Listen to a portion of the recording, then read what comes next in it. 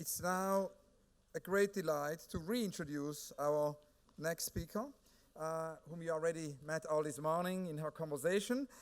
We now have the talk by Aimee Meredith Cox. She was earlier in conversation with Adam Greenfield. Aimee is a cultural anthropologist, a movement artist who teaches at Fordham University. Is the author of the amazing book Shapeshifters, Black Girls and the Choreography of Citizenship, published by Duke a few months ago, and also the forthcoming edited volume, Gender and Space. She has written peer-reviewed articles in many, many magazines, and is also the founder of Blacklight, a young women of color-led activist art initiative that produced community-based projects in Detroit, New York, and New York City. As Lucia Pietrojusti and also Claude Agil always pointed out in the preparation of our marathon, Aimee Meredith Cox's work is a great example of anthropology as production of reality. Please give a very, very warm re-welcome to Aimee Meredith Cox.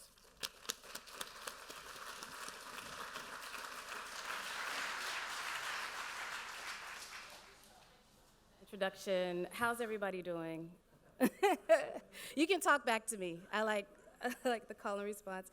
It really is genuinely a pleasure to be here, and I want to thank everybody involved with making my presence here at the Serpentine possible.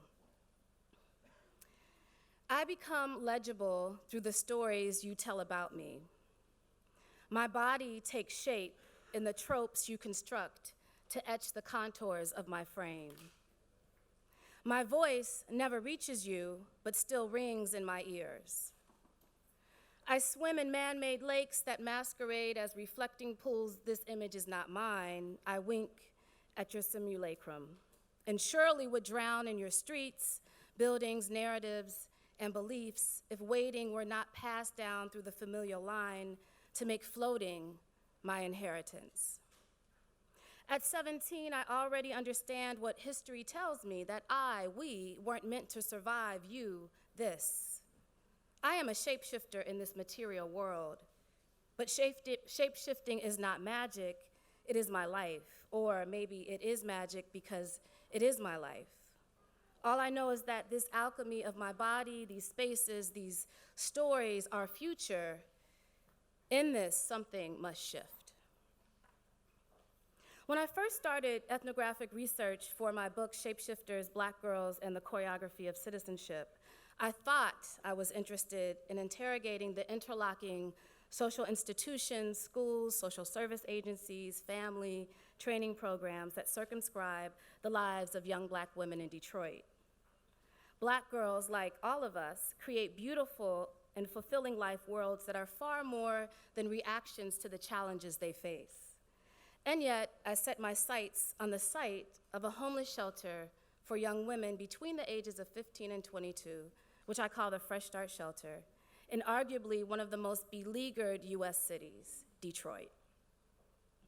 My aim was to understand how individuals positioned on the losing end of power differentials rooted in age, gender, sexual identity, social status, access to financial capital, city of residence, and race, experience and confront social citizenship in the United States. What I found is that these young Black women shift the terms through which they are categorized as worthy or unworthy, acceptable or disrespectable citizens through their own definitions of family, care, love, success, and labor, which reflect a belief that the ability to experience a creatively self-determined life is a basic human right, an entitlement. What I call a critical entitlement exercised by these young women acknowledges the intrinsic value of all human life and the right to be protected and experience care.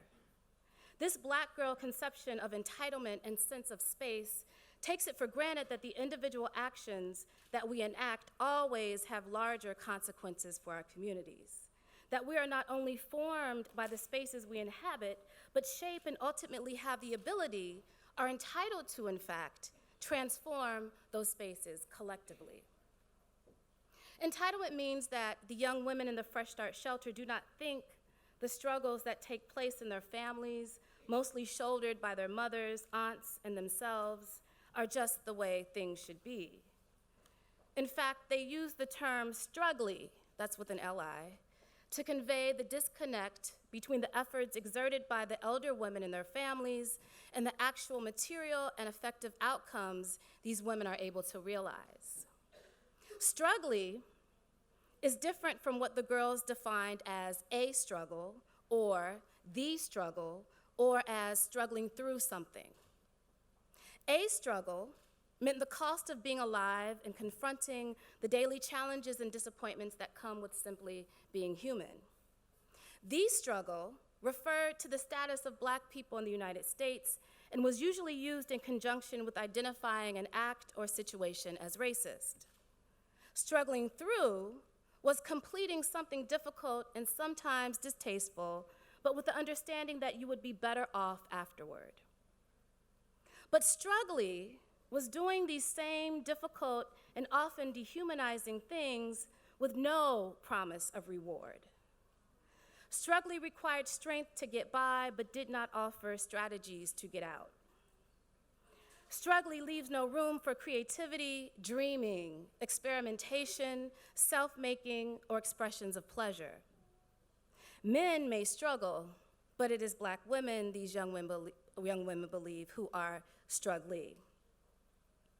Thus, the young women residents of Fresh Start do not avoid, but are in fact deeply embedded in the host of social institutions charged with educating, training, and employing them through a profound sense of basic human entitlement. They demand that the terms of these institutions shift. So instead of changing and managing their bodies, behaviors, and desires, they demand that the schools and programs live up to their stated and official missions to provide supportive services. For example, a cohort of young women who stayed in the shelter for over a year formed a strong bond that enabled them to support one another with childcare, finances, and the emotional strain of their relationships with friends, lovers, and families outside of the shelter. At that time, when residents moved out of Fresh Start, they were eligible for assistance in the form of first month's rent and deposit and the basic furnishings for an agency-approved apartment if the living arrangements met the shelter's criteria that they were moving into their own, and I quote, independent living situation, meaning that they would be living alone or only with their own children. This group of long-term residents contested the terms of the relocation assistance by insisting that they be supported in living arrangements that included moving in together as roommate pairs or networks of 3 or 4 young women so that they might be able to sustain the relationships they had cultivated at Fresh Start and that increased their earning potential, physical safety, and emotional health. Their demands illuminated the fact that they were able to transform the institutional social service agency into a home space where they privileged relationships of reciprocity and care over almost all other measures of success. Their commitment to homemaking also revealed that the organizational emphasis on independence was predicated on the belief that the relational worlds and implicitly the intimate experiences and sexual lives of most young Black women were liabilities to their civic and economic advancement. This is shapeshifting. Another group of shelter residents began employing dance, short essay writing, and spoken poetry as ways to both critique and cope with the daily tensions and disappointments they accumulated in their personal lives. Within a few months, their loose healing and performance collective moved from an in-house shelter activity to a politically charged performance project enacted on the very streets of Detroit. They named their initiative Black Light, and they used choreography and theater to create a space to engage Detroit residents in conversations about the most pressing issues facing their communities. Bus stops and housing project courtyards were their stage as they used their bodies and voices, the same bodies and voices that were so vulnerable in public space, to shift the terms of public engagement and redefine community through their own street-side symposia. This is also shapeshifting.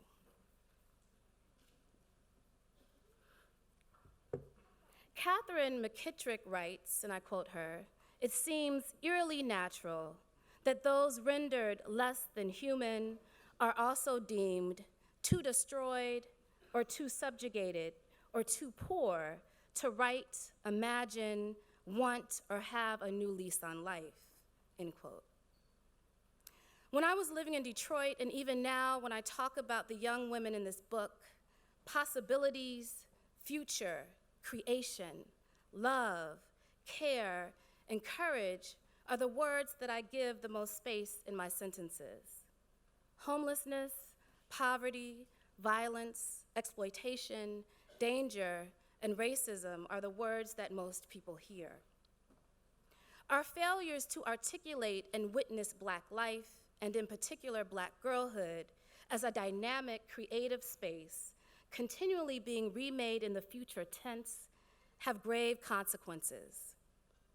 These failures prevent us from excavating the anti-colonial practices that will rescue us from the life-snatching, capital-obsessed present and the human suffering it causes. The young women who act as shapeshifters understand that space is organized through human activity, relational action, and the exercise of bodies. Thus, like the dances they choreograph, the institutional and social spaces they occupy are continually being remade through their activities. In the middle of choreographing a dance, a young woman may pause to allow the flow of another young woman's words or the sound from the iPod to move her in a different direction than she anticipated.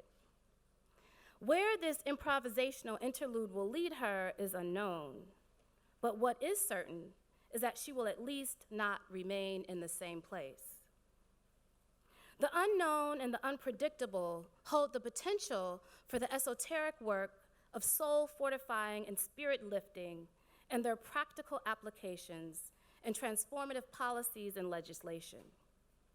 But we have to imagine this as just the beginning. If we, like the Fresh Start residents, want to map a different world, we have to use all our faculties to imagine life that is not beholden to the state and controlled through capitalism. As the shapeshifters create new publics and remap Detroit streets as sites for performance, networks of care, and spaces for open critique, they force a renegotiation of the contract of citizenship, or what Mark Purcell explains as Lefebvre's belief in, and I quote, the possibility of recapturing a revolutionary potential for the project of rights. Through the contract of citizenship, rights are not abandoned, but are conceptualized as the shifting and malleable outcomes of political struggle. And because rights are the result of struggle, they are always subject to further struggle, to renewed political agitation. In this way, it may be appropriate to anticipate the demise of the narcoleptic struggly in favor of a struggle with the potential to continually rejuvenate and reorient itself to chart new alternatives. It is an optimistic goal, but shapeshifters are by nature optimists. Shapeshifters must always stay on the side of change, possibility, movement, and the future, or they would not be so adept at shifting the normative shapes and spaces that threaten their and our lives. Shapeshifters must be optimists, or they wouldn't be able to make themselves and others whole in the face of narratives and practices meant to fragment, disembody, scatter, and confuse. Shapeshifters must be optimists, or they wouldn't be able to get your life, as Bettina, one of the young women, liked to call out when someone was dancing exceptionally well, meaning they were feeling it and unconcerned about how they looked. The cultural anthropologist and former club dancer Jafari Allen defines getting your life in this way. To get your life means to recover something that you profoundly need, perhaps parts of yourself gathered together for once, side by side, to find a deep and authentic truth of existence. Getting your life means stepping outside of your current pretension to a life, to see where yours may be hiding, what grace you might imagine, then help others to see. When shapeshifters get their life, they remember the body and spirit of their 7-year-old selves fighting to be freed. They collect their too much, too loud, too visible selves and use this wonderful excess to claim more space, take up more room. They use their blackness as the illuminator, or what they like to call the truth that darkness reveals. Thank you.